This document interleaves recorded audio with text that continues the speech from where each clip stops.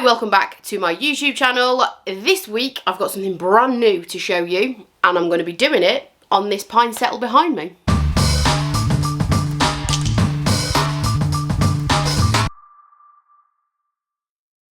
Yes, that's right, brand new. So I can reveal that Dixie Belle paint are releasing some brand new shades in their silk mineral paint line. You know how much I love this paint. It's absolutely stunning. The particular colour that I'm going to use today is Highlands, but I will be swatching all of the colours for you later on in this video so that you can see all of them. So stay tuned for that. But for now, let's get on with painting this. So lots of pine pieces that I pick up in the UK are waxed, and that isn't a problem at all, but that wax does have to be removed before you use a paint. The way to tell if something's waxed or not is to just run your fingernail over the top of the piece, and if you get a build-up of product underneath your nail, that's wax. Varnish won't scrape off with your nail, but wax will. So this has got to be removed. I've already done a video of me removing wax on my channel from quite some time ago. Noisy aeroplane in the background, thank you. So I'm not going to repeat myself again. What I will do is I'll link the video now if you want to go and have a look at how I remove wax off furniture before painting. So what I'm going to do is strip the wax off this, and then I'll come back once that's done. So that's been stripped off, and we are now back to raw pine. But just before we start to put paint on, there's a couple of things that I do to pine that is a good idea to do. I don't like saying you must do this before you paint pine, because that's not what this channel's about. But these are things that I've picked up over the 8 or 9 years or so of painting furniture.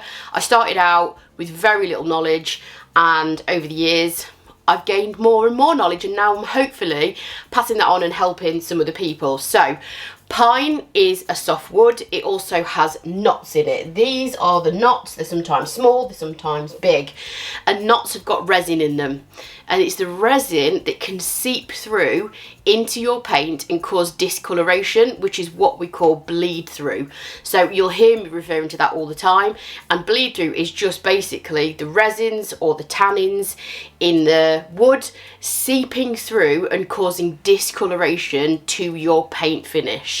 Now, the reason knots are particularly bad is because that discoloration might not necessarily happen straight away because of the resin content within those knots. They hold on to quite a lot of resin, and that can seep through straight away, or sometimes it can take a good few weeks or even longer before they start to show, and they will start to show as little rings or patches, maybe sort of yellowy browny colour, sometimes a different colour. But my point being is they don't always show up straight away. So just because you painted something and it hasn't leaked or seeped through or had bleed through straight away doesn't mean that it's not going to do it 6 months down the line. And if you're selling painted furniture, the last thing you want is somebody to contact you and say, I've now got brown marks appearing all over my furniture. So the product that gets rid of this, and it's a very small and specific product, is called knotting solution. So this goes over the knots only. Obviously I'm not going to put this over the entire thing because we'd need quite a few of these little tubs. And you get a brush in the lid, a little bit like nail polish, and all you need to do is find all your knots in your pine and just paint it over. I like to slightly overlap it a little bit, so you'll notice that knot's quite small, and I just take it slightly over the knot just to reduce any risk of that knot kind of seeping through. So I just need to go over the entire thing where all the knots are and just put one coat.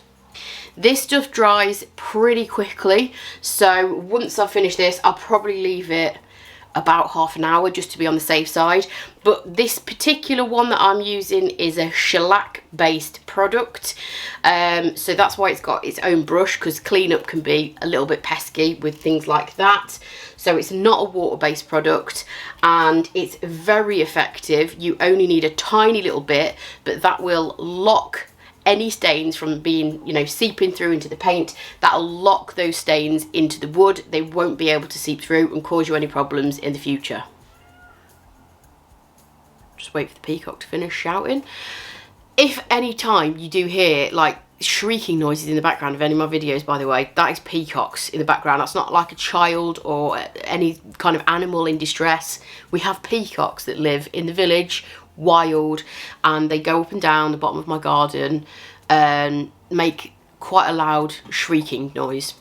Anyway, back to the furniture. So this has been on, the Knotted Solution's been on for about an hour-ish. I had to do some video editing, weirdly on a video that's you've probably already seen. That's weird. Anyway, this has been on for an hour. Next step is priming. Now I know what you're thinking. Silk mineral paint has got a built-in primer. Why do you need to prime? So the built-in primer in silk is for stain blocking properties. It's equivalent to doing one coat of this. So the stain blocking properties within the paint are pretty good. I have high confidence in it because I've used it plenty of times on pieces that I haven't primed. I even helped launch silk paint in the UK because we had it here in the UK before anybody else could get their hands on it. So I was lucky to be a part of that. I've painted hundreds of pieces in silk, mostly unprimed pieces. However, this is raw pine. This is also very dry, and what can happen is when you paint directly onto raw wood, it can kind of suck all the moisture out your paint, dry down super quick, you get patchiness, and you can sometimes tell. So for raw wood pine pieces or raw wood in general, especially if I'm going for a one colour finish like this, I'm not doing anything fancy, there's no decoupage, there's no stenciling, there's no kind of dark wax or any kind of thing like that. For those kind of pieces, I will prime, just because I feel like it gives you a better finish than if you were to just go straight ahead and put your paint over raw wood. One thing before I start priming, this is the brush that I'm going to use to apply the primer. A lot of people freak out when they see me using my really good brushes to apply the primer instead of a chip brush because they think that you're going to wreck your brush to apply a primer, which is actually not the case.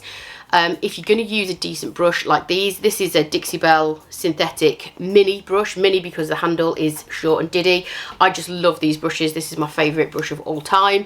But if you are going to use a decent brush to apply this primer, just make sure you wash it straight away. Don't put it in a bag and leave it for the second coat. Wash your brush straight away. Use Scrubby Soap so you get all the primer out the bristles and you'll be absolutely fine. As always, I'm going to link every single product that I've used in the description below this video. And they are affiliate links, which means if you click on them and make a purchase, I earn a small commission. It won't cost you a penny more, but it just is a way of helping me get paid as a small content creator to give you free educational content like this video. So I'm just going to apply 2 coats of this primer all over, nice and smooth. You can see it's going on an absolute charm. And then what you want to do once you've applied your second coat is leave it 24 hours for it to completely dry before you apply your paint. So as promised, I'm going to swatch all 7 new shades for you on this bit of scrapboard that I've got here so that you can see them individually and as the collection. So we've got a couple of whites to start off with. The first white is called Chantilly and it's a soft warm off-white with subtle beige undertones. The second white is called Elderflower and it's a warm creamy white. French Villa is the third shade you can see me applying, which is a soft warm greige, a really good neutral. Truffle is the next colour. I love this shade. It's a deep earthy brown. The next colour that I've got is Wicklow Glen, which is a soft muted sage green. The next shade that I've got is Highlands, which is a soft muted olive green. And the final shade is Oxford Fog, which is a chameleon earthy warm blue green. So they're the official descriptions of each colour and you can see them here. I've just overlaid them with a little bit of text to give you the colour name, which you are more than welcome to screen grab and keep for your reference. So these colours are very kind of country neutral, bright and breezy. Think like cottage, farmhouse, that kind of vibe. This colour is significantly lighter than the other greens that are already in the silk collection. And if you follow me on Facebook and Instagram, I will be swatching those colours over there on those platforms just so you can see the comparison from the colours that already exist in the range. But I'm just going to apply 2 coats of this with a synthetic brush again. The beautiful thing about this paint, I mean, the fact that it's got a built-in primer is amazing, but the beautiful thing for me with this paint is that it has a built-in top coat and it's very durable. It gives you a similar sheen to eggshell. What I like to do is work in small areas, and then once I finish with that area, just go over with my paintbrush really lightly and lay off that particular area. That gives you a really good flawless finish. So here's a few close-ups of the finished look. A reminder that this is called Highlands, brand new shade from Silk Mineral Paint, and here's the final piece.